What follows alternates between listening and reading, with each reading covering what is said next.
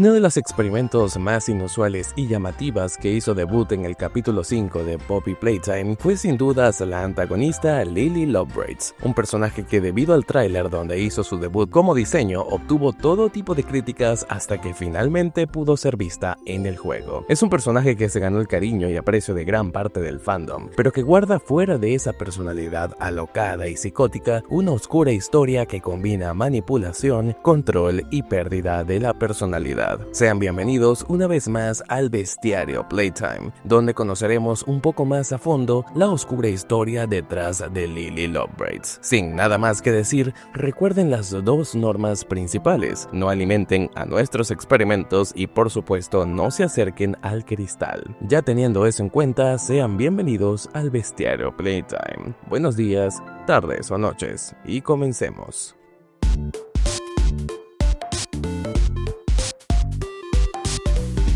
Lily solo ha hecho aparición física únicamente en el capítulo 5 de Poppy Playtime, siendo un personaje secundario que en un principio fue tremendamente odiado por la comunidad gracias a su diseño. Esto por su apariencia del gameplay trailer de este capítulo, pero ese argumento duraría hasta su lanzamiento in-game, cuando por fin se pudo conocer mucho más de su personalidad y el papel que cumpliría para esta historia. Muchos creen que su primera aparición sería en el trailer gameplay. Sin embargo, Lily Lovebreads data de aproximadamente hace 2 años en el libro Orientation Notebook, lanzado en 2024, por un dato que veremos más adelante, y ha sido uno de esos raros casos en los que un personaje secundario ha ganado tantísima popularidad dentro del fandom, precisamente por el genial papel desempeñado por su actriz de voz, Nicole Tompkins. Nicole ha trabajado como actriz, pero también ha prestado su voz para diversos personajes como Daniela Dimitrescu de Resident Evil Village y seguramente su papel más emblemático, Jill Valentine de Resident Evil 3. En el doblaje al español latino, su actriz de doblaje, Annie Rojas, tampoco se queda atrás, desempeñando un papel más que preciso para un personaje tan complicado con unas características psicológicas muy cuestionables. Sí, es alguien muy preguntona.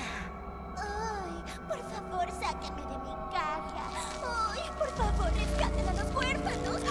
Ay, por favor, exploten ¡Toda la fábrica y quemen a todos vivos! Nuestro invitado especial llegó. A diferencia de muchos juguetes dentro de la factoría, Lily Lovebreads es sin dudas un espécimen extraño de por sí. Al igual que Mommy Longlegs, no parece que su existencia haya sido atribuida a un juguete con fines de lucro, sino más bien a uno de los tantos experimentos que Playtime Co. creaba. Pero para entender a Lily Lovebreads hay que no solo conocer a su sujeto de pruebas, sino todo el contexto que hay detrás de ella. Entre los meses de marzo y agosto de 1995, los científicos dentro de las instalaciones Playtime estaban trabajando e ideando un nuevo experimento al que conoceríamos como Lily Lovebreads. Muchos creen que Lily empezaría a ser ideada o desarrollada en los laboratorios en el mes de agosto, pero gracias al libro de Orientation Notebook de Poppy Playtime ya se nos menciona por primera vez al experimento 1467. ¿Y por qué creo esto si Lily es literalmente la siguiente? Bastante simple, puesto que el libro pertenece al empleado Preston Wheeler, y por lo que él mismo explica en literalmente la misma hoja, se le dificultaba mucho enumerar a los experimentos debido a la gigantesca cantidad de sujetos de prueba que había. Es muy probable que los científicos y el personal científico superior quisiesen crear un experimento que tuviera capacidades nunca antes vistas, como la de estirar las hebras de su pelo para poder desplazarse y así aplicar esta tecnología en sus propios juguetes. Para lograr esto se llegó a la conclusión de que el pelo del experimento no sería precisamente pelo, sino filamentos repletos de hueso, carne y nervios, lo que le permitiría tener la fuerza suficiente como para sostener un cuerpo de casi 1,70 metros, además de poder desplazarse con facilidad sin que se rompa el propio pelo de por sí. Playtime empezaría la construcción de una nueva zona subterránea a la que bautizaron como Calle Dulce. La Calle Dulce era un lugar que simulaba ser un entorno infantil, lleno de picnics, zonas de juego, casitas y demás. La idea era que los experimentos pudieran andar libremente en esta zona e interactuar interactuar entre ellos como si fueran juguetes. Para lograrlo, la zona estaría altamente vigilada por cámaras y se sentiría más como un patio de juegos que como una prisión. Y los empleados tendrían que ir regularmente disfrazados de experimentos para así pasar desapercibidos por los otros monstruos y evitar ser destrozados a muerte por estos mismos. Las pruebas preliminares para este nuevo experimento culminarían exactamente el 6 de agosto de 1995 y se tenía planeado que el sujeto que usarían para darle vida sería, como de costumbre, un niño dentro del Playcare. Sin embargo, todo esto ocurrió 2 días antes de que empezaran la tan aclamada masacre del 8 de agosto de ese mismo año, conocida como The Hour of Joy, por lo que el tan aclamado experimento jamás llegaría a realizarse y quedó como una idea descartada, ¿verdad?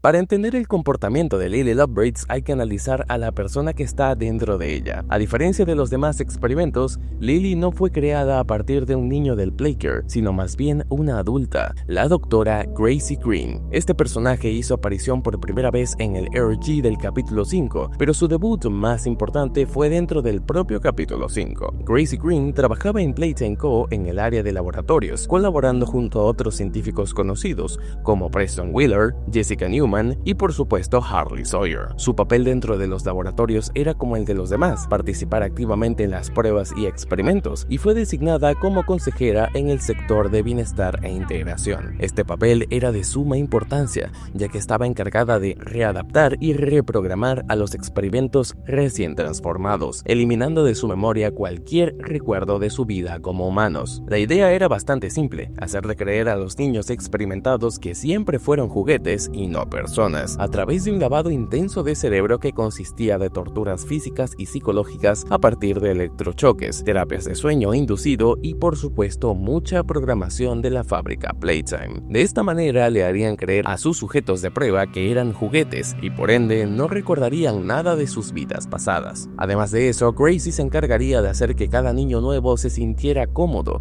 usando todo tipo de técnicas preescolares de relajación, cantos, horas de sueño y demás enseñanzas didácticas que, más que realmente ayudar a los infantes del Playcare, los preparaba mentalmente para sus posteriores experimentaciones. De hecho, Chom Chopkins fue utilizado para la mayoría de estas técnicas, introduciendo niños dentro de su panza para calmar su ansiedad. Todo esto ocurre a partir del año 1990, donde la doctora Gracie estuvo encargada de estar monitoreando la transformación y comportamiento de diversos experimentos, como el experimento 1170, el experimento 1188 y muchos otros más experimentos como los demás Smiling Critters y también a Mommy Longlegs, el experimento 1222, tal y como fue explicado meses antes en el mapa de Fortnite, donde se descubrió que uno de los métodos de experimentación usados por Playtime era la eliminación de recuerdos de su vida pasada, como por ejemplo sus nombres. Estas pruebas de condicionamiento eran bastante crueles y rudas para los sujetos, como por ejemplo, Huggy fue obligado a tener que meter a la trituradora a aquellos experimentos que no estuvieran dispuestos a cooperar. A esta trituradora se le conocía como la caja de juguetes malos, oración que Gracie estaba particularmente obligada a repetir una y otra vez a aquellos experimentos que no hicieran caso, y la misma quedó muy colada dentro de su mente. Mientras tanto, Catnap fue obligado a ver cientos de cintas de horas de emisión de los Smiling Critters, lo que lentamente destrozó su cabeza. Para el 8 de agosto de 1995, tras 5 años experimentando y condicionando diferentes experimentos y juguetes, empezaría la hora de la alegría.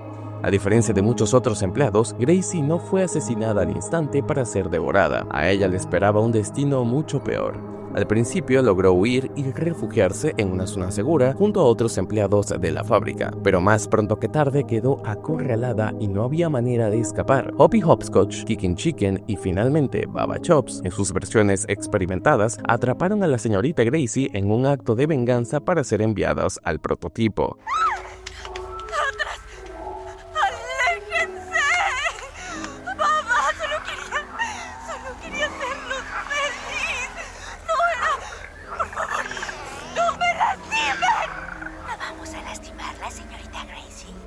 Tenemos algo muy especial preparado para usted.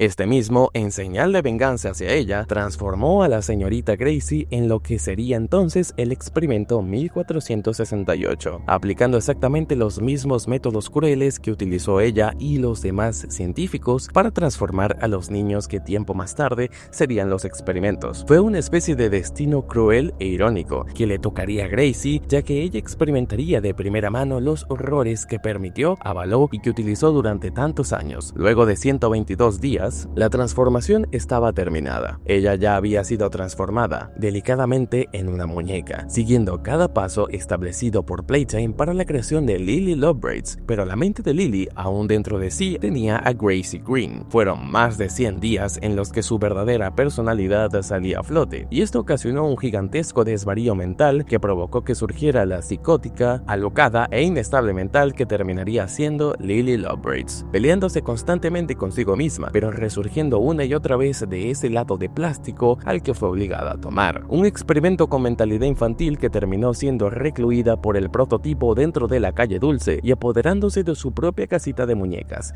la cual utilizó como casa. Allí Lily quedaría recluida durante muchísimos años tratando de ganarse la confianza y el buen voto del prototipo, desarrollando una especie de admiración enfermiza en la que buscaba ganarse su aprobación, y así lo lograría gracias a la llegada de Player. Lo demás de su historia lo conocemos tras los eventos de Poppy Playtime capítulo 5, donde tras los eventos del capítulo 4, Poppy huiría a través de las ventilaciones hasta que fue interceptada por ella. Lo mismo sucedería con Kissy Missy, que según la animación de CG5 fue capturada a Kissy mientras esta buscaba a Poppy dentro de la calle Dulce. Eventualmente la escapatoria de Player fue frustrada debido a que Lily logró conseguirlos a los tres y los amarró para prepararlos para la fiesta de té, donde el invitado especial sería nada más y nada menos que el prototipo. Acá habría una confrontación en la que Poppy buscaría respuestas de su parte, del paradero de los huérfanos, y este le responde que los colocó en un lugar mejor, dando a entender que experimentó con ellos también. Tras esto, el prototipo rompió accidentalmente la cara de Poppy, haciendo que la impertinencia de Lily provocara que ésta tratase de acabar con la muñeca. El prototipo, viendo que Lily quería comérsela, no lo permitió, golpeándola en la cara. Tras esto, Kissy se libera de las trenzas de Lily, provocando que ella atacara al prototipo, y finalmente se lleva a Poppy consigo huyendo del lugar. Player entonces tendría que huir de la casa de Lily en una persecución que finalmente acabó con la vida de nuestro experimento, debido a que cayó a una gran altura y fue impactada con una nube gigante de metal que servía como decoración del lugar. Luego de la muerte de Lily nos podemos encontrar con un cartón de ella que dice: ¿sabías que tu pelo puede crecer incluso después de morir? Diálogo interesantísimo,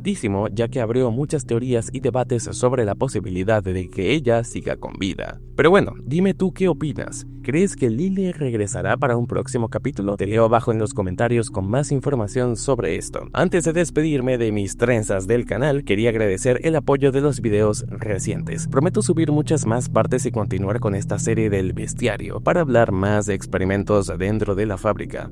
La mayoría tienen historia interesantísima que merece la pena. Sin más dilación, un saludo para Nightwolf17, Diego 2704, Sujilla Sokovia e Ibidomi. Sin nada más que decir, me despido y nos vemos hasta la próxima.